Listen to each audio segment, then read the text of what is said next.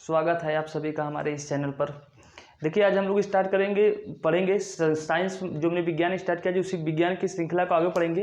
विज्ञान में एक बहुत ही इंपॉर्टेंट टॉपिक है, जैसे कि लोग विज्ञान साइंस पढ़ाने को पढ़ा देते हैं, लेकिन जो बच्चे कमज़ोर होते हैं वो बच्चे बहुत कुछ बातें साइंस में नहीं समझ पाते हैं। तो आज हम साइंस की कुछ मूलभूत बातों को समझेंगे, जिनको समझने के बाद उसमें फिजिक्स केमिस्ट्री आसान लगने लगेगा। बायो, चूँकि बायो में उतना इसका महत्व नहीं है, लेकिन फिर भी उसके लिए इन्वायरमेंट भी सरल हो जाएगा बाद में। तो वो कौन कौन सी बातें हैं जिनको हम मूलभूत बातों के रूप में समझ पाएंगे। आज हम लोग ये समझेंगे कि कोई भी एलिमेंट जो होता है दूसरे एलिमेंट के साथ क्यों रिएक्शन करता है, कि कोई जैसे लोहे वोहे में जंग क्यों लग जाता है, या कार्बन डाइऑक्साइड की अपेक्षा कार्बन मोनोऑक्साइड क्यों ज़्यादा हानिकारक है। तो बहुत कुछ बातें हम लोगों को आज समझ में आ जाएगा इस एक क्लास में। तो जो लोग भी क्लास को देखेंगे पूरा ध्यान से देखेंगे, और जो बातें आपको ना समझ में आएगा तो एक बार कमेंट कीजिएगा, तो फिर से उसके लिए एक नेक्स्ट वीडियो बना दिया जाएगा। लेकिन आप लोगों से मेरा रिक्वेस्ट है कि आप लोग वीडियो को पूरी तरीके से देखिएगा, ताकि जो बातें इसमें कठिन हो वो बातें आपको आसानी से समझ में आ जाए। देखिए सभी के मन में एक सवाल होता है कि आखिर जो ये मानव है, ये जो इसे हमारा ये मानव है, ये मानव अगर आपसे पूछा जाए, सभी के मन में सवाल उठता होगा कि ये मानव है, तो ये मानव किससे मिलकर बना है। ये मानव जो मिलकर बना है ये अंग से मिलकर बना है, अलग अलग। जैसे ये मुंडी है, ये बॉडी के हाथ पैर हैं, ये सब किससे मिलकर बने हैं, आर्गन से। अगर पूछा जाए कि ये बॉडी जो है ये बॉडी किनसे बना हुआ है, तो आप कहेंगे कि आर्गन से। किससे बना हुआ है, आर्गन से।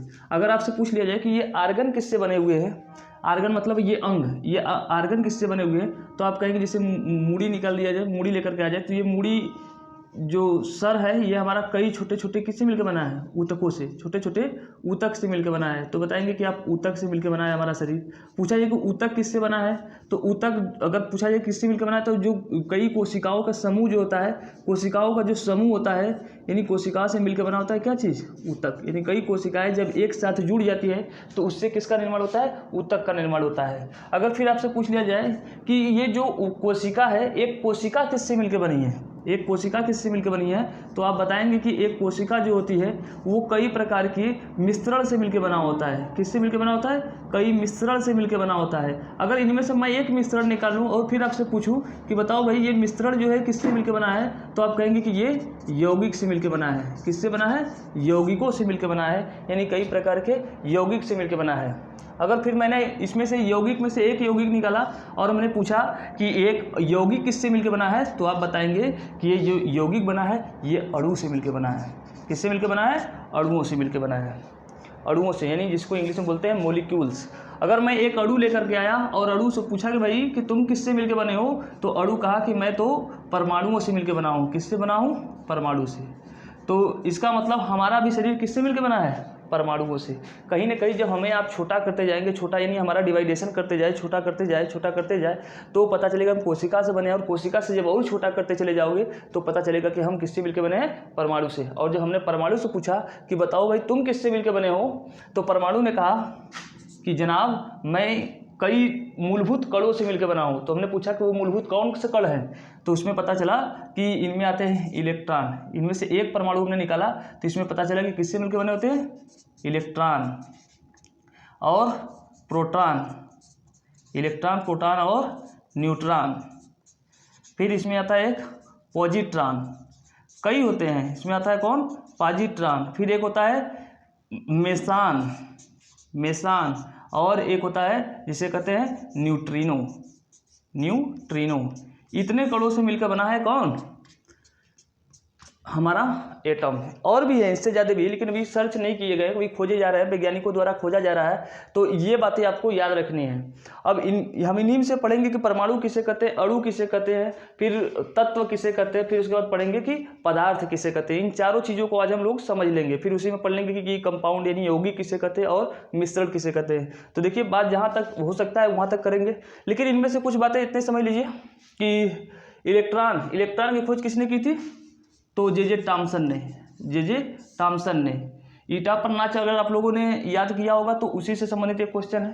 तो ये मैं इसलिए बता रहा हूँ क्योंकि क्वेश्चन डायरेक्ट एग्जाम में इसी से पूछ लिया जाता है। फिर पूछा जाता है प्रोटॉन की खोज किसने की थी, तो ईटा पर नाच के हिसाब से अगर आप रट के चलेंगे कि प्रोटॉन की खोज रदरफोर्ड ने की थी तो गलत हो जाएगा आपका।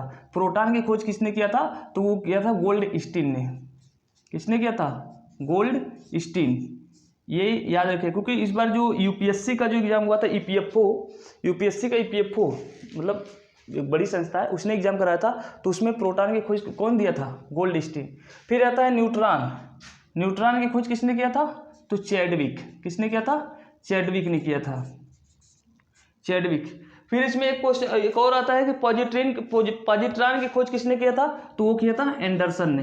किसने किया था? एंडरसन ने। पॉजिट्रॉन की खोज किसने किया था? एंडरसन ने। फिर उसमें आता है मेसान। मेसान की खोज किसने किया था? तो यूकावा। किसने किया था? यूकावा ने। यूकावा, ये आप लोग याद कीजिएगा क्योंकि वनडे एग्जाम में डायरेक्ट क्वेश्चन पूछ लिया जाता है कि मेसान की खोज किसने किया था? यूकावा ने।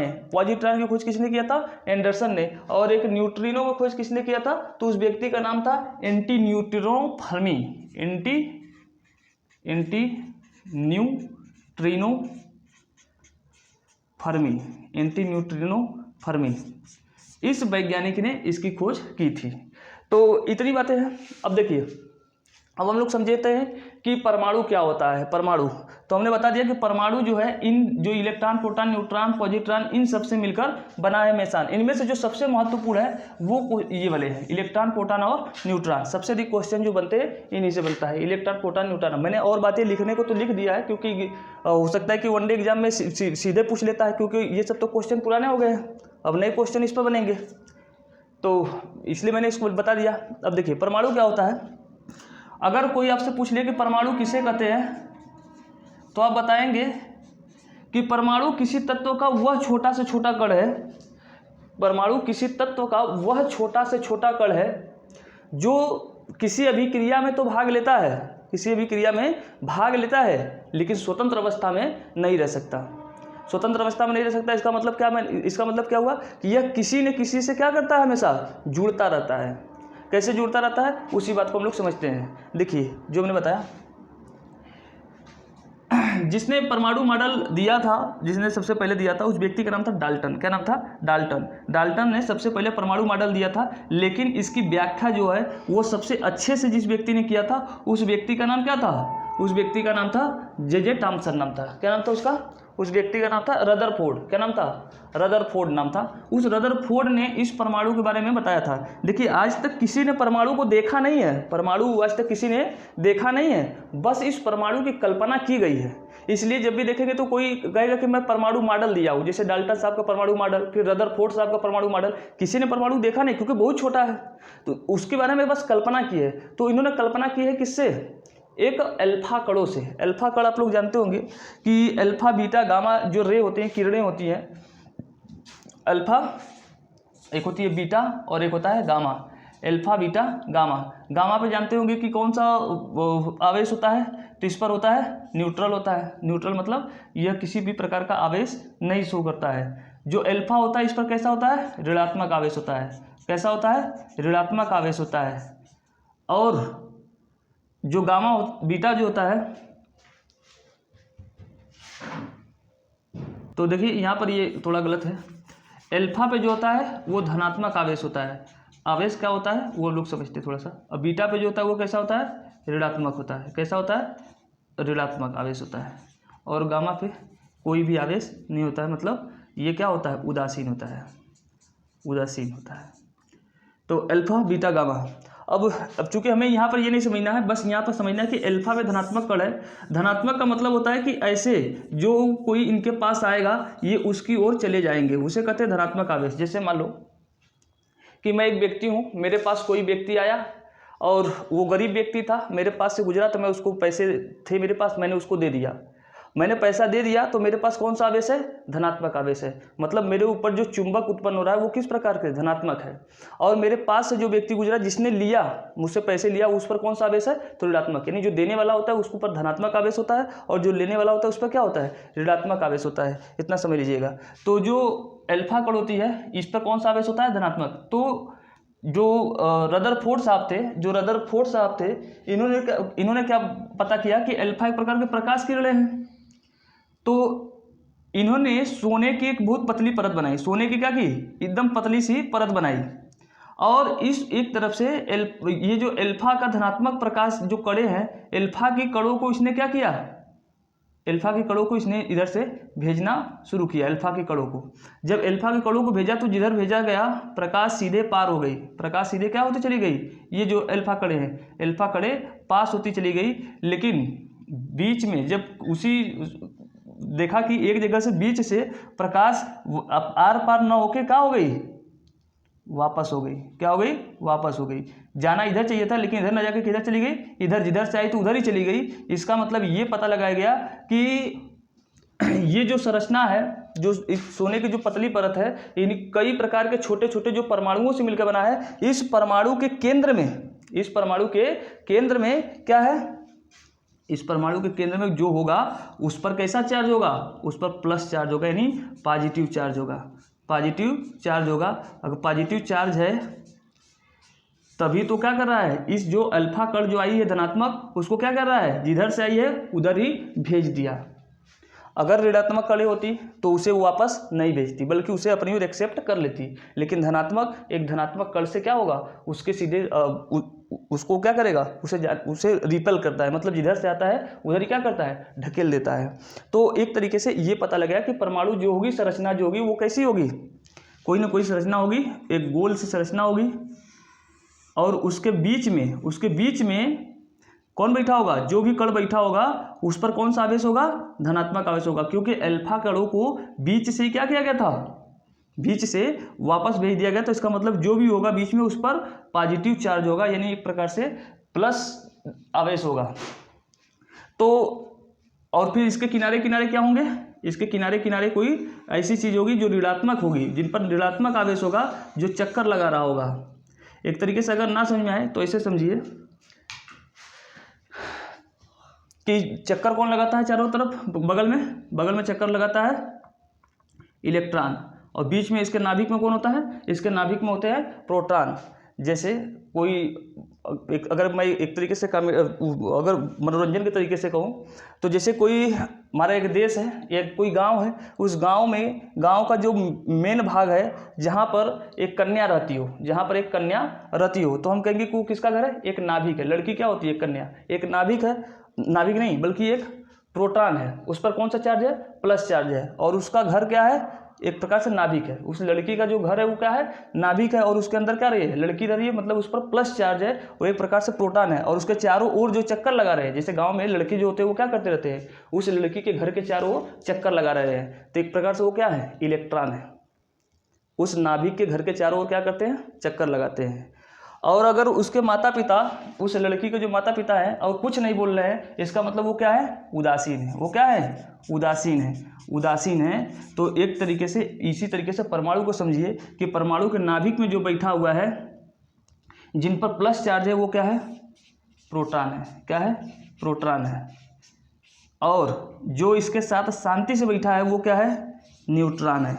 क्या है, न्यूट्रॉन है। और जो चारों ओर चक्कर लगा रहा है वो क्या है, इलेक्ट्रॉन है। क्या है, इलेक्ट्रॉन है।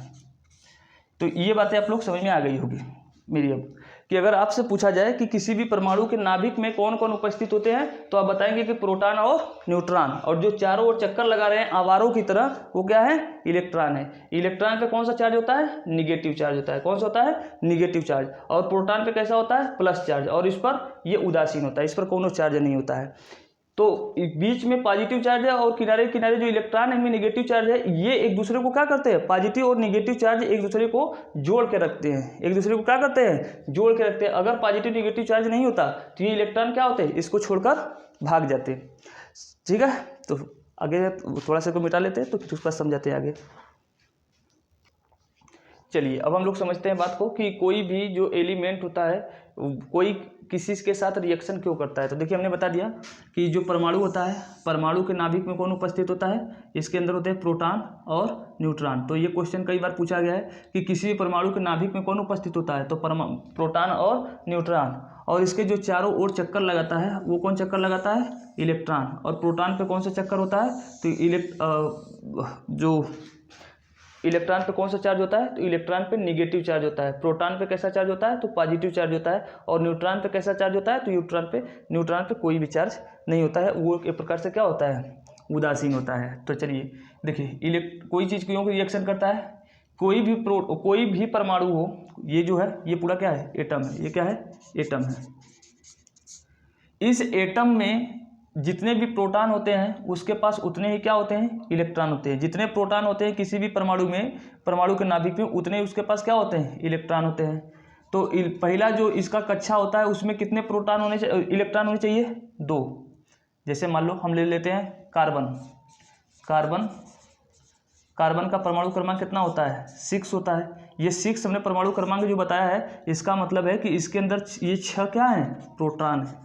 जो परमाणु क्रमांक किसी भी चीज़ का हम बताते हैं ना, इसका मतलब है कि उसके अंदर उतने क्या है, उसके अंदर उतने प्रोटॉनों की संख्या है। तो परमाणु क्रमांक जब से आपसे पूछा जाए तो आप बताएंगे कि जिस भी परमाणु के अंदर जितने प्रोटॉन की संख्या होती है, हम कहते हैं कि ये उसका क्या है, एटॉमिक नंबर है, यानी कि परमाणु क्रमांक है। तो परमाणु क्रमांक मतलब उसके अंदर प्रोटॉनों की संख्या। तो जैसे कार्बन 6 है तो इसका मतलब इसके पास कितने प्रोटॉन है, 6। तो 6 प्रोटॉन है तो इलेक्ट्रॉन भी कितने होंगे इसके पास, 6। तो इसकी जो कोशिकाएं होंगी, इसकी जो सेल होते हैं, इसे क्या कहते हैं, इसके जो ये सेल कहलाता है, ये कहलाएगा पहला सेल, ये दूसरा सेल, ये तीसरा सेल होते हैं परमाणुओं के पास। तो 6 है, तो 6 होगा तो पहला जो इसका सेल होगा ना, पहला जो सेल होगा उसमें कितने होने चाहिए इलेक्ट्रॉन, उसमें होने चाहिए 2। कितने होने चाहिए, 2। दूसरा सेल जो होगा उसमें कितने होने चाहिए, 8। तो पहला सेल अगर किसी के पास होगा तो उसमें 2 होने चाहिए, दूसरे सेल में 8 होने चाहिए, तीसरे वाले में भी 8 होने चाहिए, चौथे वाले में 18। 2 8 8 18 इस प्रकार से होने चाहिए। फिर 32, 2 8 8 18 18 32 इस प्रकार से उनके सेल में क्या होनी चाहिए, इलेक्ट्रॉनों की संख्या होनी चाहिए। तो पहले सेल में कितने हैं, 2, दूसरे में कितने होने चाहिए, 8। कितने होने चाहिए, 8। लेकिन इसका परमाणु क्रमांक कितना है, 6। कार्बन का कितना है, 6। तो पहले वाले में 2 हो गए तो बचे कितने इसके पास, 4 बचे। जब इसके पास 4 बचे तो इसका मतलब ये है कि इसके पास रहने चाहिए थे 8। कितने रहने चाहिए थे, 8। लेकिन है कितने, 1 2 3 4। इसका मतलब इसको अपने पूरा करने के लिए, इस अपने सेल को पूरा करने के लिए इसको कितने चाहिए, इलेक्ट्रॉन। इसको इलेक्ट्रॉन चाहिए 4। इसको कितने इलेक्ट्रॉन चाहिए, 4 इलेक्ट्रॉन चाहिए। अब ये 4 इलेक्ट्रॉनों के लिए क्या करेगा, अपने आसपास जितने भी एटम गुजरेंगे, जितने भी एटम्स इसके आसपास गुजरेंगे, ये उन सभी से इलेक्ट्रॉन मांगेगा। उन सबसे क्या करेगा, इलेक्ट्रॉन मांगेगा। अब जो इलेक्ट्रॉन इसको देने को तैयार हो जाएगा, अगर ये उसके साथ जुड़ गया तो हम कहेंगे कि क्या हो गया, रिएक्शन, यानी अभिक्रिया हो गई। जैसे मान लो कि इसके पास आया ऑक्सीजन, इसके आसपास से कौन गुजर रहा था, ऑक्सीजन। ऑक्सीजन मतलब जिसे O2 कहते हैं। इसका परमाणु क्रमांक कितना होता है, 8। मतलब इसके पास कितने होते हैं, इलेक्ट्रॉन 8। 8 ये क्या है, ये 8 इसके पास प्रोटॉनों की संख्या है। 8 क्या है, प्रोटॉनों की संख्या है। 8 प्रोटॉन है इसके पास। तो इसका मतलब है कि इलेक्ट्रॉन कितने होंगे इसके पास, 8 इलेक्ट्रॉन भी होंगे। हमने कहा कि जितने प्रोटॉन होते हैं उतने ही क्या होते हैं, इलेक्ट्रॉन भी होते हैं। अब ये मान लो कि अब मैं इधर बना रहा हूँ ऑक्सीजन का, ऑक्सीजन। तो इसके पहले इसके पास प्रोटॉन के अंदर में कितने होंगे, 2 होंगे, 6 होगा ना, 8 होगा, 3 3 6 7 1 8, क्योंकि ऑक्सीजन का परमाणु क्रमांक कितना होता है, 8 होता है। तो इसके इलेक्ट्रॉन इसके पास कितने होंगे, पहले कक्षा में 2 हो गए, बचे कितना, 6 थे 8। तो पहले सेल में 2 होना चाहिए, तो 2 हो गए। दूसरे सेल में कितने होंगे, बचा 6, तो दूसरे सेल में हो गए 6। अब इसको कितने चाहिए, इसको चाहिए 2। इसको कितने चाहिए, 2। और इसको कितने चाहिए, इसको चाहिए 4। अब ऐसे समय में ये क्या करेंगे, आपस में दोनों लोग क्या करेंगे, समझौता कर लेंगे। ये आपस में दोनों के क्या कर लेंगे, 2-2, क्योंकि इसको भी 2 चाहिए और इसको भी 2 चाहिए। ये दोनों आपस में क्या कर लेंगे, समझौता कर लेंगे, यानी बंध बना लेंगे। क्या करेंगे, बंध बना लेंगे। किसके लिए, ऑक्सीजन के लिए। इसको 2 मिल जाएगा तो ये बेचारा क्या हो जाएगा, खुश हो जाएगा कि चलिए मुझे ये 2 दे दिया है, मतलब मुझे 8 चाहिए थे अपना सेल पूरा करने के लिए। अपना सेल ये क्या कर लेगा, पूरा कर लेगा। और ये कार्बन को भी 2 मिल गया। अब इसको क्या कितने चाहिए, अब इसको 2 चाहिए। अब ऐसे समय में ये क्या करेगा कि एक और ऑक्सीजन पकड़ेगा, एक और ऑक्सीजन के एटम्स को पकड़ेगा और उससे कहेगा कि भाई 2 तो मुझे मिल गए हैं, मुझे और कितने चाहिए, उसे मुझे और चाहिए 2। ये एक और ऑक्सीजन को पकड़ेगा और अपने इसके साथ भी 2 इलेक्ट्रॉन क्या करेगा, ये शेयर करेगा। मतलब एक कार्बन जो है वो कितने ऑक्सीजन के साथ रिएक्शन किया, 2। तो हम कहेंगे कि ये क्या बना, कार्बन डाइऑक्साइड। तो समझ में आया कि कोई भी जो एलिमेंट होता है किसी के साथ रिएक्शन क्यों करता है, अपने इलेक्ट्रॉनों, जो उनके पास सेल होते हैं, उनके पास जो ये सेल होते हैं, जो कक्षाएं होती हैं, इन कक्षाओं में अपने इलेक्ट्रॉनों की संख्या को पूरा करने के लिए, उनमें जो इलेक्ट्रॉनों की संख्या जितनी होनी चाहिए थी उसको पूरा करने के लिए क्या करते हैं, रिजेक्शन करते हैं, अभिक्रिया करती हैं। ठीक है। अब एक चीज़ और मैं बता दूं कि जितने धातु होते हैं, अगर देखो ये मान लो कि मैं एक बना रहा हूँ, फिर से सेल बना रहा हूँ, इस सेल में पहले वाले में 2 हो गया, दूसरे वाले में अगर 4 है, दूसरे वाले में रहना कितना चाहिए था, 8। अगर 4 है इसका मतलब है कि ये न तो किसी को इलेक्ट्रॉन देगा और ना ही किसी से लेगा, क्योंकि इसे देना कितना है, 4। अगर कोई इसके पास मांगने आ जाए तो ये देगा कितना, 4, और इसको लेना कितने हैं, क्योंकि दूसरे वाले कच्चे में 4 है ना, भाई 4 देगा और इसको चाहिए कितना, 8। ये कन्फ्यूज है बेचारा कि दे कि ले, कन्फ्यूज है ये। तो ऐसे समय में इसकी स्थिति बहुत खराब हो जाती है। अगर मान लो 5 इलेक्ट्रॉन है तो इसको देना कितना है, 3, मतलब मांगना कितना है, इसको चाहिए 3, इसको 3 चाहिए, लेकिन अगर ये देगा तो कितना देगा, 5, मतलब देने में कठिनाई है क्योंकि 5 देगा और लेना है कितना है, 3। तो ऐसे समय में इस पर कौन सा आवेश बनेगा, इस पर ऋण आवेश बनेगा। क्या होगा, ये ऋणात्मक होगी, क्योंकि इसको देना नहीं है बल्कि लेना है। ये जब भी होगा तो ये क्या होगा, अधातु। इसकी कौन सी स्थिति होगी, अधातु की स्थिति होगी, क्योंकि धातु उसी को कहते हैं जिसमें क्या हो, इलेक्ट्रॉन आसानी से गमन कर सके। इसको इलेक्ट्रॉन दोगे तो ये अपने आगे वाले परमाणु को न देकर ये खुद लेकर बेचारा क्या हो जाएगा, बैठ जाएगा। जो जितने भी धातु होते हैं इन धातुओं के पास क्या होता है, पहले कक्षा में 2, दूसरे में जब भी रहेगा आधे से क्या होगा, कम रहेगा, आधे से क्या रहेगा, कम। दूसरे में होना चाहिए था 8, लेकिन इसके पास है कितने, 3। ये अधातु की स्थिति है। ये किसकी है, अधातु की स्थिति है कि जिनमें आधे से अधिक रहेगा, इनको कम चाहिए। और जो धातु होते हैं इनके बाहरी कक्षक में आधे से कम इलेक्ट्रॉन होंगे, तभी ना ये लेने के बजाय क्या करेगा, ये सोचेगा कि हमको चाहिए 5 और दे देंगे कितने, 3। तो जितने भी धातु होते हैं इन पर क्या होते हैं, प्लस चार्ज होते हैं, और अधातुओं पर क्या होते हैं, माइनस चार्ज होते हैं। तो इसलिए होता है, ये ऐसी स्थिति होती है। फिर अब हम लोग आते हैं, समझ लेते हैं अणु किसे कहते हैं। अणु यानी अणु, अगर आपसे पूछा जाए कि अणु किसे कहते हैं, तो अच्छा एक चीज़ यहाँ पर देखिएगा कि मैंने कहा कि अगर 2 ऑक्सीजन के साथ जुड़ जाएगा तो हम कहेंगे कार्बन डाइऑक्साइड है। इनमें कार्बन भी संतुष्ट है और ऑक्सीजन भी संतुष्ट है, ये उतना हानिकारक नहीं होगा। यानी हमारे ब्लड में जो हीमोग्लोबिन में जाकर रिएक्शन करेगा वो उतना खतरनाक नहीं रहेगा कार्बन डाइऑक्साइड।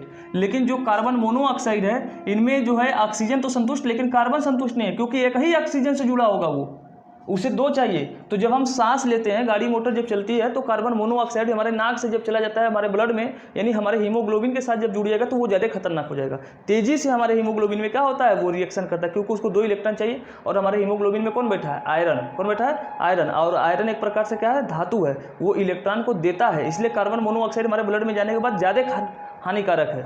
कार्बन डाइऑक्साइड उतना हानिकारक नहीं है जितना कि कार्बन मोनोऑक्साइड। तो बहुत हानिकारक है कौन, कार्बन मोनोऑक्साइड, क्योंकि हमारे फेफड़ों में जाकर ये क्या करेगा, बहुत तेजी से हीमोग्लोबिन में हमारे रिएक्शन कर लेगा।